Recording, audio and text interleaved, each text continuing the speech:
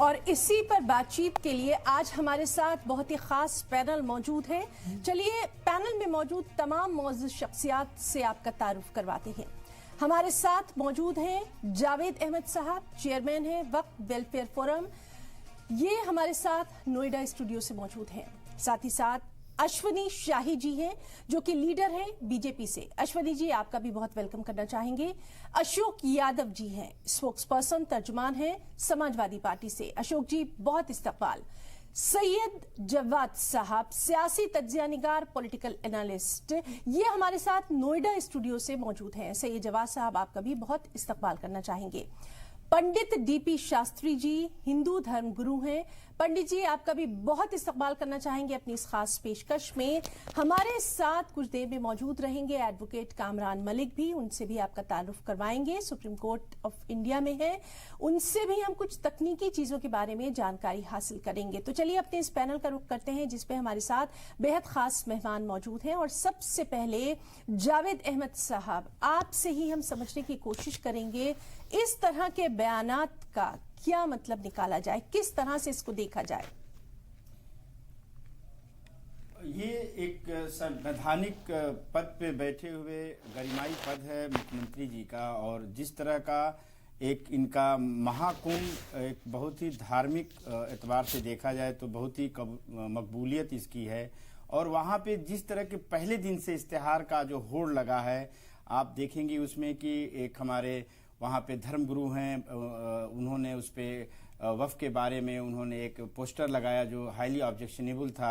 साथ ही साथ रोज़ पोस्टर का दौर चल रहा है, और जो 2 रोज़ पहले मुख्यमंत्री जी ने बात वफ़ के अमलाक के ख़िलाफ़ उन्होंने, और यहाँ तक कि वक्फ बोर्ड के रवैये पर उन्होंने गंभीर प्रश्न लगाया है कि ये भू माफिया है। तो अगर सरकार पिछले 6 साल से जायद वक्त से वहाँ पर अपना कानून व्यवस्था और तमाम चीज़ों को जीरो टॉलरेंस पे काम कर रही है, तो ये बड़ी जिम्मेदारी वाली बात है कि अब तक वक्फ बोर्ड पे कार्रवाई क्यों नहीं हुई। मिसाल के तौर पे जो उनके चेयरमैन हैं या उनके एग्जीक्यूटिव ऑफिसर्स हैं या डिप्टी सर्वे कमिश्नर में जिला अधिकारी आते हैं, तमाम इन लोगों पे डाउन द लाइन अभी तक कार्रवाई क्यों नहीं की गई, ये प्रश्न चिन्ह है।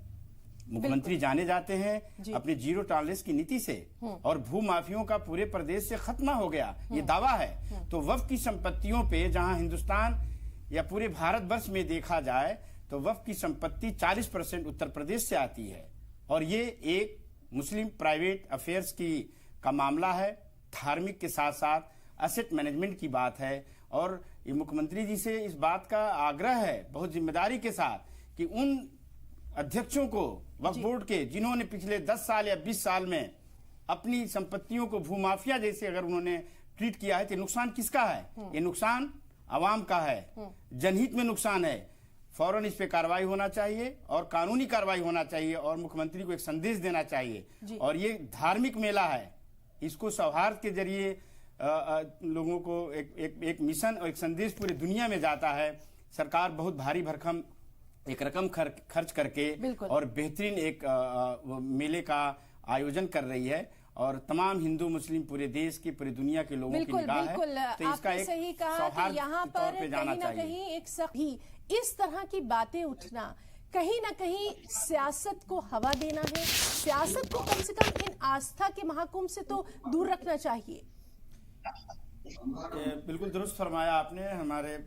हमारे इस्लाम और इस्लाम के मानने वाले मजहब के लोग, उनको इस बात को पूरी क्लियरिटी है कि हमें हर मजहब और आस्था के मानने वालों का सम्मान है, उनकी हम इज्जत करते हैं, और हर मजहब के मानने वालों की स्वायत्ता है। और यही संविधान भी हमारा कहता है कि हर मजहब के मानने वालों का यहाँ पर सम्मान है और उनकी स्वायत्ता है।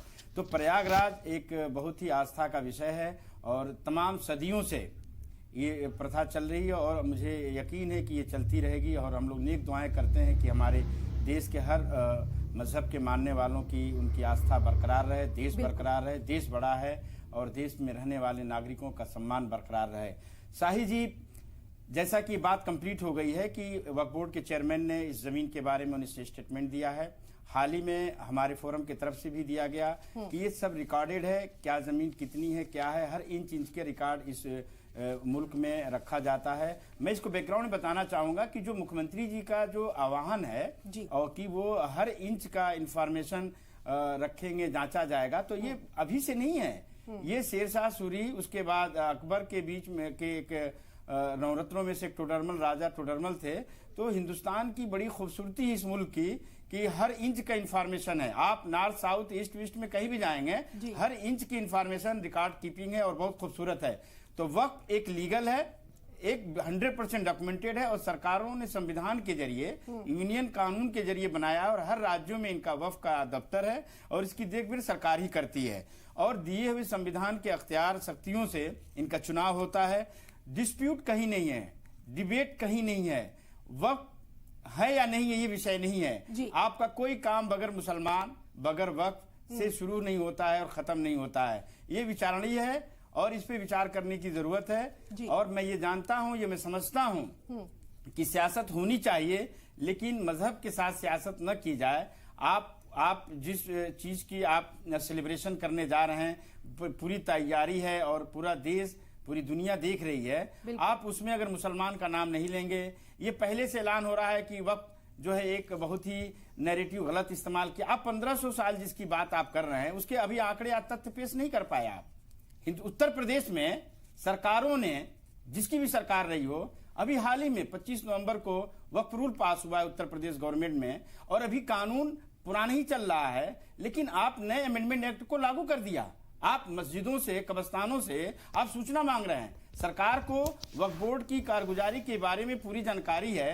वहां पे पिछले 2 महीने से सीओ सुन्नी सेंट्रल वक्फ और शिया वक्फ बोर्ड का एक परमानेंट है, लेकिन वो सीओ काम नहीं करता है, वो टाइम से ऑफिस नहीं जाता है। और तमाम प्रदेश में हर जिलों में सर्वे हो रहा है और सर्वे कई तरह का हो रहा है। एक सर्वे तो हाई कोर्ट के निर्देश से हो रहा है, एक सर्वे जो है जो मुख्यमंत्री जी ने कहा है 2022 से हो रहा है। तो सर्वे में किसको आपत्ति है, लेकिन वक्फ बोर्ड का जो रिकॉर्ड रूम है वो बंद क्यों है? बिल्कुल चेयरमैन, बिल्कुल जावेद अहमद साहब, आपने यहाँ पर एक बात रखी है और वो आगे भी पहुंचेगी, बिल्कुल हमारे इस मंच के जरिए आगे भी पहुंचेगी और उस पर भी हम बात करेंगे।